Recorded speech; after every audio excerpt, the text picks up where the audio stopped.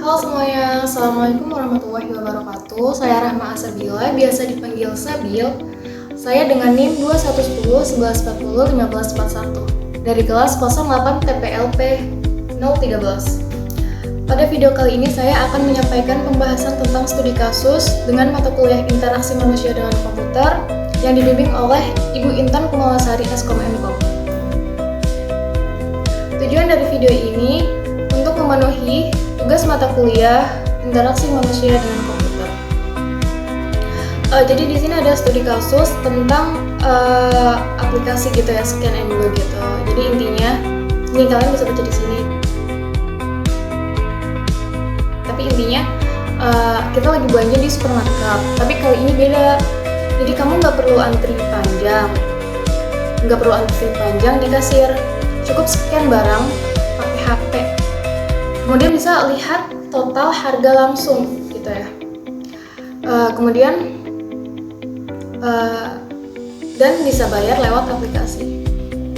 Gampang, cepat, dan efisien. Inilah ide dari Scan and Go, sebuah aplikasi revolusioner yang dirancang oleh startup teknologi. Nah, walaupun fungsinya keren, ternyata desain UI UX-nya belum matang karena tim desainer baru saja bergabung. Disinilah kita sebagai mahasiswi dan calon desainer UI UX berperan untuk menganalisisnya.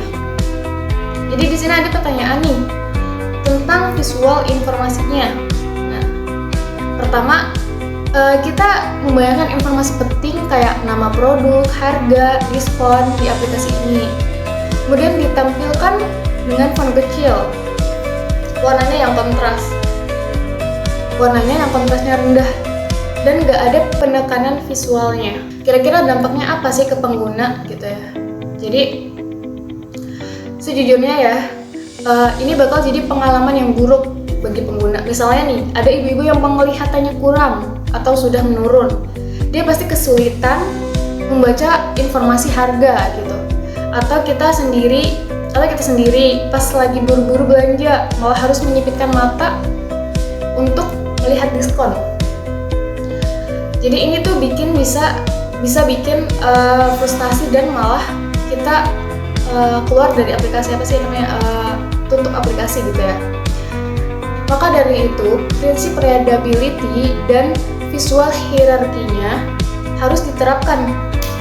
Jadi informasi penting harus jelas, benar, dan mencolok supaya pengguna langsung terbaca tanpa usaha lebih gitu ya. Jadi contohnya tuh kayak misal gunakan font yang cukup besar, kemudian kontras warnanya yang kuat, dan penekanan visualnya seperti di bold atau di highlight. Kemudian ada pertanyaan yang kedua tuh tentang personalisasi. Jadi di sini misalnya kita lagi belanja gitu ya, belanja kebutuhan yang sama tiap minggu, seperti beras, mie instan, sabun, dan lain sebagainya. Kalau aplikasi Scan and Go bisa menyimpan daftar belanja favorit. Misalkan aplikasi Scan and Go bisa menyimpan daftar belanja favorit kita gitu ya, atau dikasih rekomendasi berdasarkan riwayat belanja. Pasti kita akan lebih dihargai dan dimudahkan oleh aplikasi ini. Itulah contoh atau penerapan ya kekuatan personalisasi. Dengan fitur ini pengguna merasa aplikasi benar-benar mengerti atau mudah dipahami gitu ya kebiasaan mereka.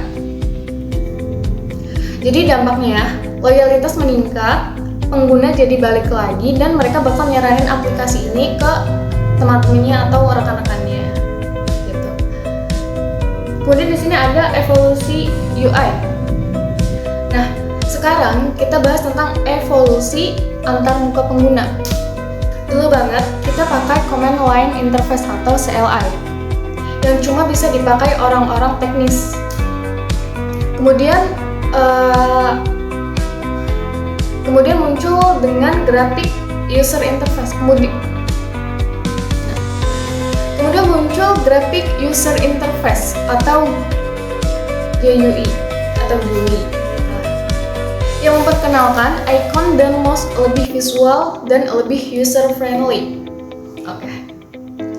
Kemudian terus berkembang lagi jadi natural user interface seperti voice recognition atau gesture dan touchscreen. Nah, kenapa semua ini bisa terjadi? Salah satunya karena perkembangan perangkat keras seperti smartphone canggih dan sensor-sensor baru. Lalu kebutuhan pengguna yang juga berubah.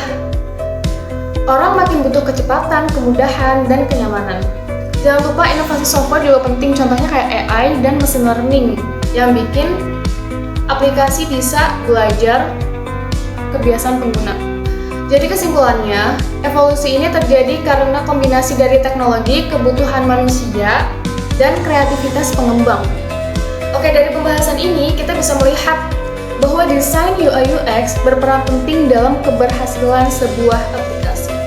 Tidak hanya soal tampilan, tapi juga tentang kenyamanan, kemudahan, dan pengalaman pengguna. Saya berharap penjelasan ini cukup bermanfaat dan dapat memberikan gambaran tentang pentingnya desain antarmuka yang baik. Terima kasih sudah melihat, mendengarkan, dan menyimak. Kurang lebihnya mohon maaf apabila ada salah kata dan kekurangan. Wassalamualaikum warahmatullahi wabarakatuh.